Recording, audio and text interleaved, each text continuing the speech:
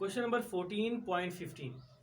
इस क्वेश्चन में हमसे पूछा गया है कि जो वोल्ट मीटर होता है उसकी रेजिस्टेंस हम वेरी हाई क्यों लेते हैं। तो इसका आंसर देने से पहले आपको पता होना चाहिए कि वोल्ट मीटर किसे कहते हैं। वोल्ट मीटर एक ऐसा डिवाइस है जो यूज़ होता है पोटेंशियल डिफरेंस मालूम करने के लिए। ठीक है, वोल्ट मीटर के दो टर्मिनल होते हैं, एक होता है पॉजिटिव टर्मिनल, ठीक है, और एक होता है नेगेटिव टर्मिनल। जो पॉजिटिव टर्मिनल होता है वो कनेक्ट किया जाता है जहां पे हाई पोटेंशियल हो, और जो नेगेटिव टर्मिनल है वो उस साइड पे कनेक्ट किया जाता है जहां पे लो पोटेंशियल हो। ठीक है, ये हाई पोटेंशियल पे कनेक्ट किया जाएगा और ये लो पोटेंशियल पे कनेक्ट किया जाएगा। मिसाल के तौर पे ये एक सर्किट है जिसमें ये लोड है हमारा, ठीक है, और ये बैटरी लगी हुई है। ये हाई पोटेंशियल हो गया और ये लो।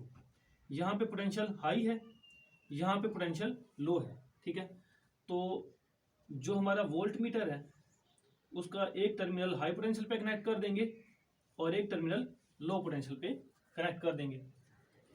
तो जब भी वोल्ट मीटर हम सर्किट में कनेक्ट करते हैं तो वो हमेशा कनेक्ट होगा पैरेलल में।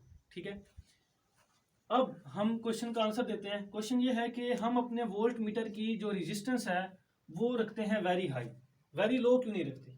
तो इसको हम दो डिफरेंट केसेस में समझते हैं। पहला केस ये है कि अगर हम स्मॉल रेजिस्टेंस रखें, अपने वोल्ट मीटर की रेजिस्टेंस अगर हम स्मॉल लें तब क्या होगा।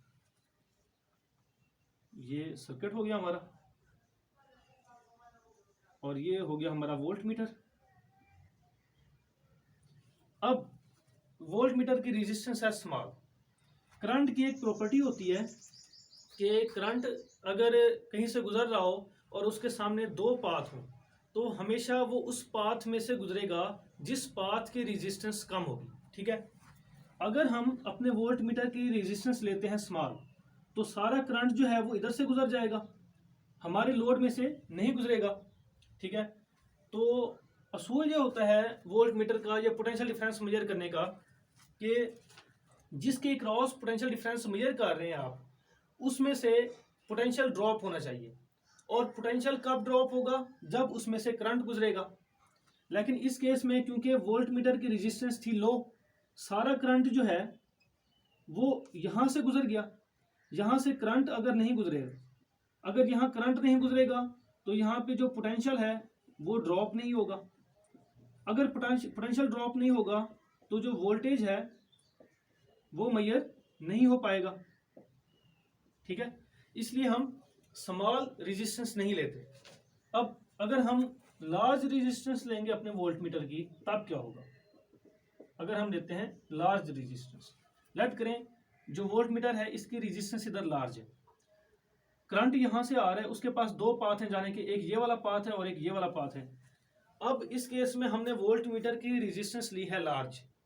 लार्ज लेने की वजह से करंट जो है वो अपनी प्रॉपर्टी को यूज करेगा और वो स्मॉल रेजिस्टेंस वाले पाथ से गुजरेगा, यानी कि लोड में से गुजरेगा।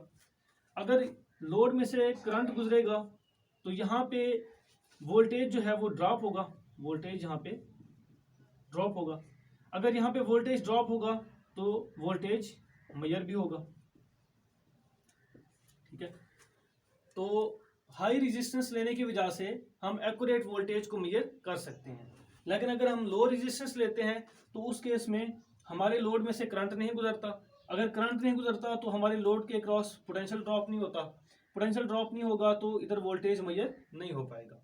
इसलिए हम अपने वोल्ट मीटर की जो रेजिस्टेंस होती है वो हाई लेते हैं।